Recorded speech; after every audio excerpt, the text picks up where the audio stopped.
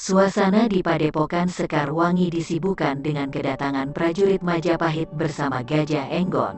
Terlihat para cantrik dan murid berlalu lalang mempersiapkan segala sesuatunya. Matahari pun telah condong ke arah barat, awan hitam bergulung di atasnya. Sepertinya akan turun hujan. Mungkin hujan itu sengaja turun membasahi bumi, membersihkan darah yang mengering di tanah bekas pertempuran. Dengan sigap Panjura memberikan perintah pada teman-temannya menyiapkan tempat istirahat bagi pasukan kecil itu, prajurit yang terluka segera mendapatkan perawatan. Sedangkan para tawanan ditempatkan di pondok yang cukup besar. Mereka melayani para tawanan itu dengan baik, bagaimanapun juga mereka adalah manusia yang membutuhkan makanan dan tempat istirahat. Tanpa banyak bicara, para tawanan menurut apa saja yang diperintahkan pada mereka. Di luar terlihat prajurit bersama murid-murid padepokan menjaga sekitarnya. Khawatir tawanan itu membuat kekacauan. Apalagi pikiran mereka yang telah berputus asa, sangat berbahaya jika tidak dalam pengawasan.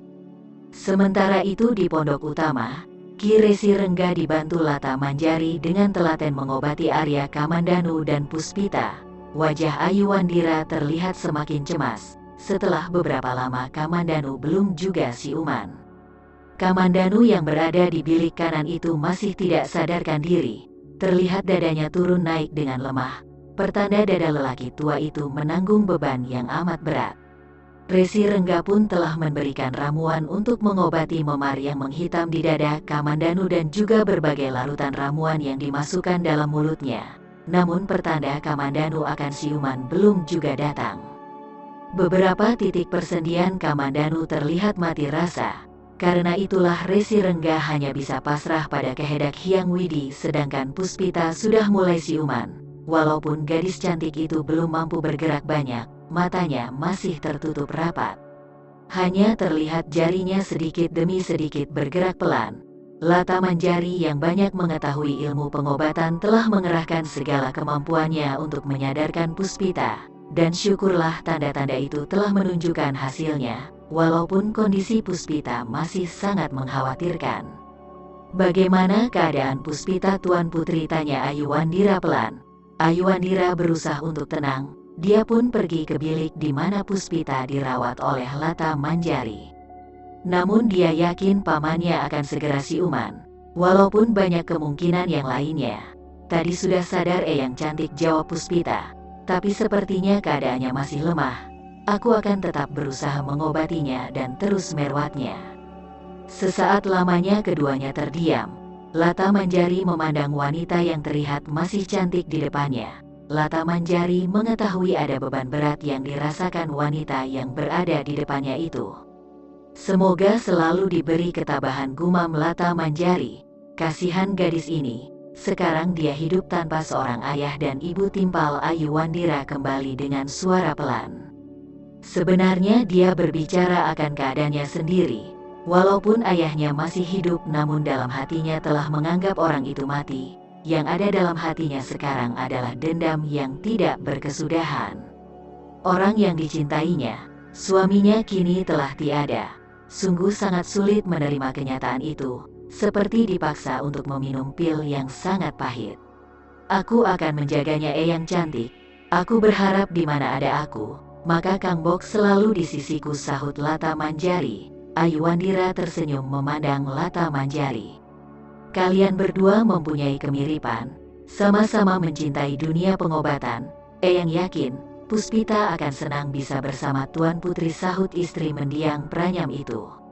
Lanjutnya, semoga Puspita akan menerima semua ini kembali. Putri mendiang Meishin itu menarik nafas panjang, seakan menanyakan keadaannya sendiri. Bagaimana dengan dirinya? Dapatkah dia menerima kenyataan yang dihadapinya?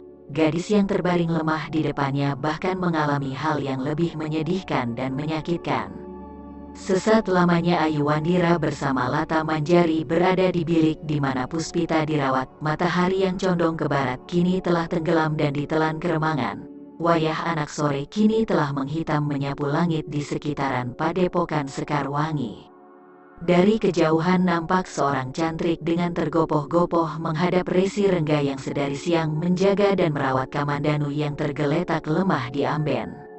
"Ada apa, cantrik? Tenangkanlah dirimu," kata Resi Rengga pelan sambil menatap lembut pada cantrik yang nampak berdiri dengan napas yang tergagap. "Maaf Eyang Guru, aku hanya melaporkan bahwa Gusti Patih telah tiba," jawab cantrik itu sambil mencoba mengatur pernafasannya. Ki Resi Rengga mengangguk pelan. "Baiklah, aku akan menemui Gusti Mahapatih. Apakah kau telah menyiapkan pondok untuknya?" "Sudah Eyang Guru. Tadi aku telah memerintahkan beberapa cantrik mengantarkan Gusti Patih," jawab cantrik itu. Beliau bersama anak Mas Jambu Nada. Nampaknya anak Mas Nada tidak sadarkan diri. Resi Rengga mengerutkan dahinya. "Kau tetap di sini. Jika Tuan Kamandanu telah siuman, cepat kau kabarkan padaku," kata Resi Rengga. Berikutnya Ki Resi Rengga segera meninggalkan bilik di mana Kamandanu dirawat. Lelaki tua itu diantarkan seorang cantrik menuju pondok yang telah disiapkan untuk Gajah Mada. Tidak memakan waktu yang lama Ki Resi Rengga telah sampai di mana Gajah Mada dan Jambu Nada beristirahat. "Selamat malam Gusti Patih," sapa Resi Rengga dengan menunduk hormat. Gajah Mada segera berdiri. Dengan senyuman Patih Daha itu menyambut kedatangan Ki Resi Rengga. "Malam Ki Resi, terima kasih dengan segala bantuan yang telah diberikan pada kami. Sudah menjadi kewajiban kami sebagai warga membantu negari kita yang sedang berjuang. Bukankah demikian Gusti?" sahut Ki Resi Rengga. "Bagaimana keadaan anak Mas Jambu Nada?" Gajah Mada mengangguk pelan.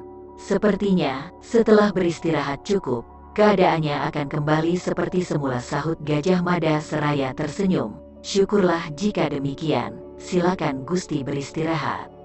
Segala keperluan Gusti akan dilayani cantrik di sini," kata Ki Resi Rengga kembali menunduk hormat. "Bagaimana keadaan Kakang Kamandanu Ki Resi?" tanya Gajah Mada. Ki Resi mengangkat wajahnya, kemudian perlahan mendekati tubuh Jambu Nada yang masih terbaring lemah. "Tuan Kamandanu belum sadarkan diri Gusti. Kita hanya bisa berdoa semoga Tuan Kamandanu akan segera siuman," jawab Ki Resi Rengga. "Aku akan melihat keadaannya," kata Gajah Mada cepat. "Marilah Gusti ikut saya." "Tapi apakah Gusti tidak lebih baik istirahat terlebih dahulu?" kata Ki Resi Rengga. "Aku tidak apa-apa Ki Resi. Marilah kita lihat keadaan Kakang Kamandanu," jawab Gajah Mada sambil tersenyum. Ki Resi Rengga mengangguk pelan. Dengan hormat memberikan jalan pada Gajah Mada. Berikutnya mereka segera meninggalkan bilik di mana Jambu Nada beristirahat. Di bilik yang tidak terlalu besar, Kamandanu terbaring lemah. Nafasnya terlihat begitu lambat bergerak, terlihat dari dadanya yang bergerak pelan. Perlu menyentuh dadanya untuk dapat merasakan aliran nafasnya yang begitu lambat. Ajian itu memang sangat menggerigis. Jika orang biasa yang terkena maka tidak ada jalan untuk dapat hidup. Hanya kekuatan Hyang Widi yang dapat memberikan keajaiban, kata Ki Resi Rengga lirih. Gajah Mada mengangguk pelan. Dia tahu kekuatan yang bersumber dari api itu sangatlah luar biasa. Untunglah dia mampu mengatasinya. Ki Resi, jika dalam beberapa hari keadaan Kakang Kamandanu belum juga membaik, aku akan membawanya ke kota raja, kata Gajah Mada sambil memegang lengan Kamandanu. Aku tidak bisa berlama-lama di sini. Masih banyak yang harus aku lakukan di kota raja lanjutnya. Maaf Gusti Patih, jika Gusti Patih berkenan biarlah Tuan Kamandanu berada di sini. Hamba akan merawatnya dengan baik, dan berusaha untuk dapat menyembuhkan, sahut Resi Rengga. Hamba hanya khawatir jika Tuan Kamandanu dibawa dalam perjalanan jauh akan dapat membuat tubuhnya semakin lemah. Terlihat Gajah Mada berpikir sejenak. Apa yang dikatakan Ki Resi Rengga sangat masuk akal. Kamandanu memerlukan istirahat yang cukup agar wadahnya dapat bertahan dan jangan sampai kelelahan sedikit pun.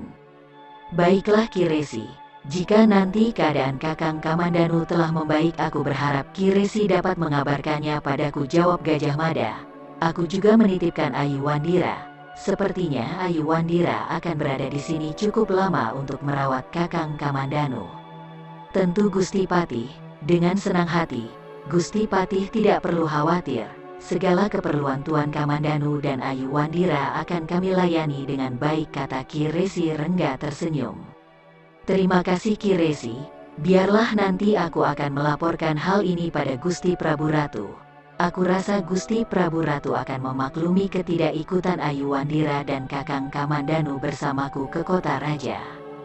Demikianlah untuk beberapa hari lamanya Gajah Mada bersama pasukan kecilnya beristirahat di Padepokan Sekarwangi. Namun setelah beberapa hari lamanya keadaan Kamandanu belum membaik. Hanya Puspita yang terlihat sudah membaik. Dengan penuh telaten Lata Manjari merawat Puspita, Gajah Mada kemudian memutuskan untuk kembali ke kota raja. Dengan berat hati Lata Manjari harus ikut bersama Gajah Mada ke kota raja. Walaupun sebenarnya dia ingin ikut merawat Kamandanu, namun dia sadar dia bukanlah orang biasa yang dapat berlama-lama, apalagi Prabu Ratu Tribhuwana sangat mengharapkan kehadirannya. Pagi sekali, ketika matahari baru memerah pasukan kecil itu telah meninggalkan hutan alas larang, Puspita yang belumlah terlalu pulih berada di tandu bersama Lata Manjari. Dari kejauhan Jambu Nada menatap pasukan itu bergerak meninggalkan padepokan. Dengan menarik nafas pelan pemuda tampan itu merasakan ada rasa getir di hatinya.